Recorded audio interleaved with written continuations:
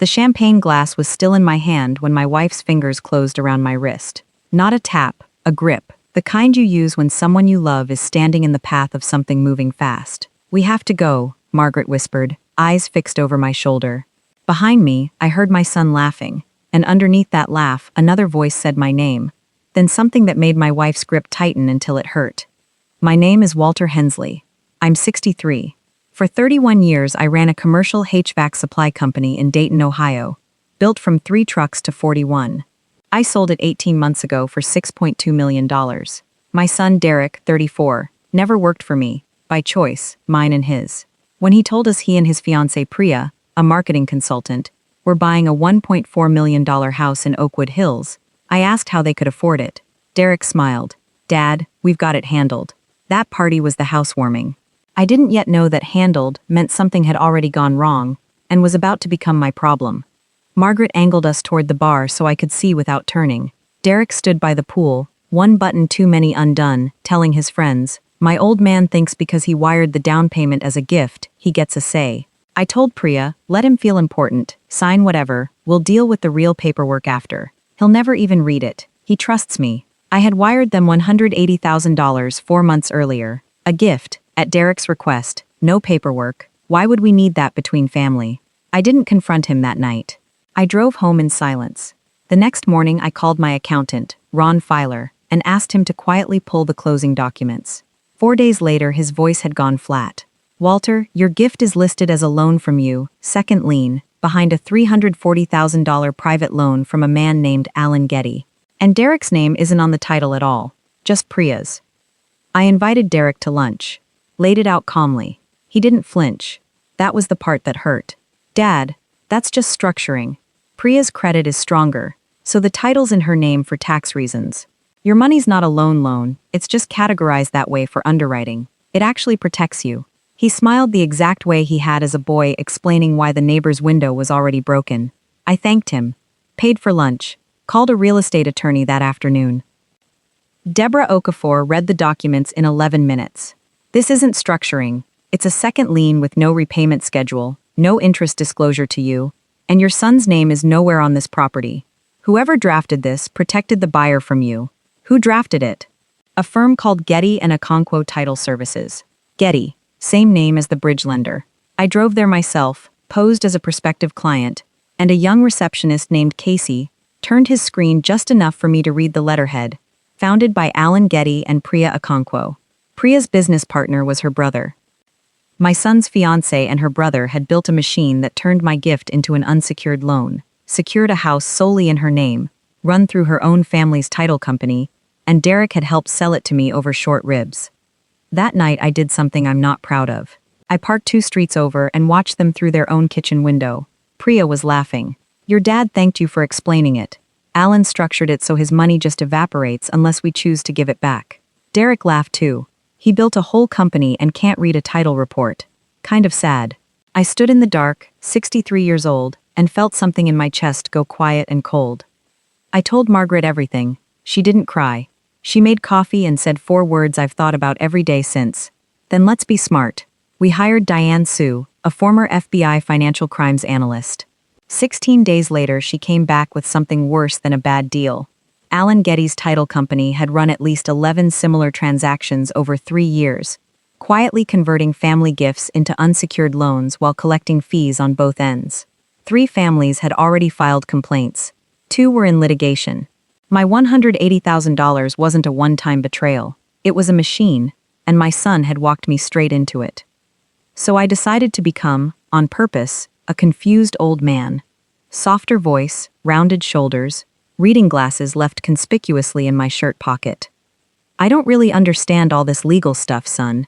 Your mother handles the bills." Every confused nod bought another week of them talking freely in front of me. Margaret played her part too, the deferential wife, agreeing your father gets confused sometimes. We'd drive home in silence, and only on the highway would she ask quietly, "How much did you get today?" I wasn't losing my grip, I was loosening theirs. Diane and I built the trap over 3 weeks. First, the bait. I asked Derek to help me draft a simple memo forgiving the $180,000, for my own peace of mind. On its face, a confused old man's wish. Structurally, language Deborah had drafted that would document the original deception if signed. Second, the recording, Ohio is one-party consent, so I carried my phone, screen dark, voice memo running, every visit. Third, confirmation. Diane connected two of the litigating families to Deborah, coordinating a joint complaint. I set the date, Derek and Priya's engagement dinner, 6 weeks out, hosted at our house. The week before, Diane texted at 11:47 p.m. Two more families found, total exposure past $2.1 million. The state commission had opened a formal file. I sat in the dark kitchen and felt something I hadn't felt in months. Not anger. Readiness. 22 guests, the good china from 1994. Derek stood to toast. To my dad, who still doesn't totally understand what a lien is, bless him, but who's been so generous anyway. Some men build companies. My dad built confusion. The table laughed. Priya laughed loudest, raising her glass at me like a trophy. I stood up slowly, the way I'd been standing for weeks. I do understand liens, actually, I said, and my voice never needed to rise. This one is a second lien, subordinate to a $340,000 loan from Alan Getty, Priya's brother and co-owner of the title company that closed on this house. The same title company currently under review by the State Real Estate Commission for 11 similar transactions, 3 already in litigation. The room went silent in a way that has weight. I understand my $180,000 gift was never entered as a gift. I have the lunch conversation recorded, along with one from this house's own backyard, where Priya said, quote, "He gave us $1/5 and doesn't even own a doorknob." I set my phone on the table, a paused waveform visible. Nobody reached for it. "Dad, this isn't the place," Derek said, the color gone from his face. "You're right," I said, "so let's make it simple."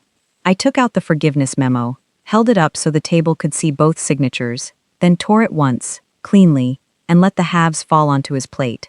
That was never forgiveness, it was evidence.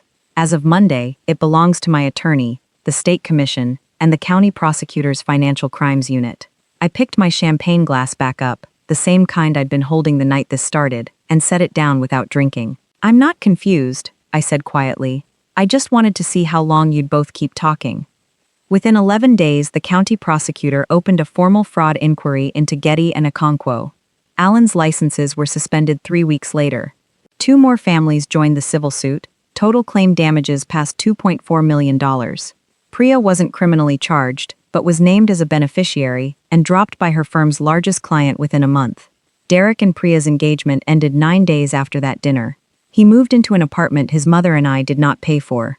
Casey, the receptionist who'd unknowingly shown me the letterhead, was about to lose his job when the firm collapsed. I called him myself, gave him a reference, helped him land a compliance role 2 counties over.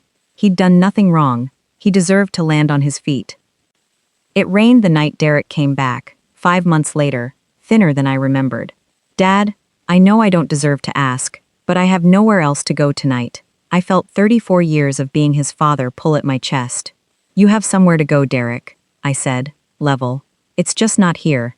Not until you've spent as much effort making this right as you spent explaining why it was fine."